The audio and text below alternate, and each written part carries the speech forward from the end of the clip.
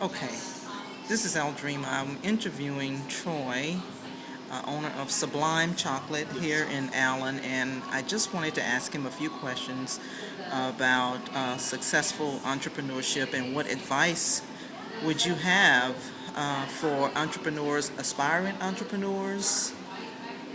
What advice would you have? It could be I just, One of the things, no matter um, how much of a feeling you have about your product or your store, I would research first.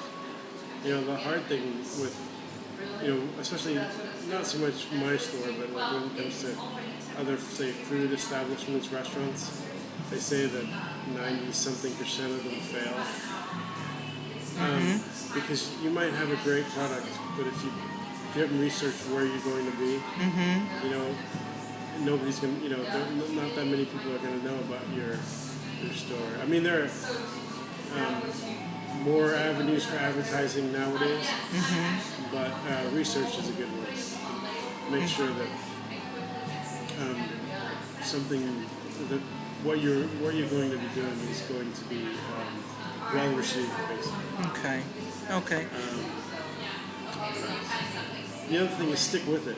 Stick with it, Yeah, okay. there are hard days. Everybody has hard days where you may not have one customer come in, All right. but you have to see it through. I mean, make sure that you have enough operating capital for the requisite 3 to 5 years. You could open a store or introduce your product, and you could be successful right away. That may be the 10 or 15% of the people that actually listen. Right. But if you're going with the norm, then you should have at least 3 years operating capital and just stick with it. Even if you're, like I said, you don't have anybody coming to your store that one day, it's not going to be like that all the time that you can get discouraged. Yeah. Now, how long have you been in business, and how did you start Sublime?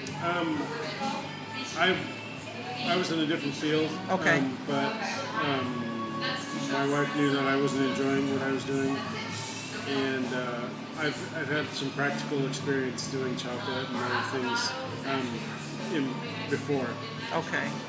and so we would entertain our friends. And one day when I was making chocolates, she said, "Well, why don't you do this for a living?" And I kind of laughed at her, but she was serious, and I've been lucky enough because she's supported me. Yeah.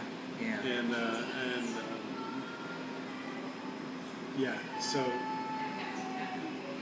if you're going to do something too, and you have a spouse or a partner, make sure that they They support you. Yeah. Because if they don't support you, it's hard to do it on your own. Absolutely. Yeah. Absolutely. Now, you had to, of course, love chocolate in order to start a business in chocolate. So, would that be one of the things that you would maybe advise people to love? I definitely think your passion, will come through to the customer too. I was just telling someone a few minutes ago that we try to sell an experience. I feel our chocolates are really good. They are. Unparalleled. And so everything we sell here.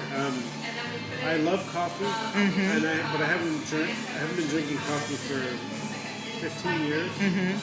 But since I was going to be in this location here in Waters Creek, I Right. knew that we had to have something more than just chocolate Absolutely. to attract people. Because this is like a big shopping mall. People just want coffee or they want something cold when it's hot. Right. So we had to come up with a wide range of products, but all tying into chocolate.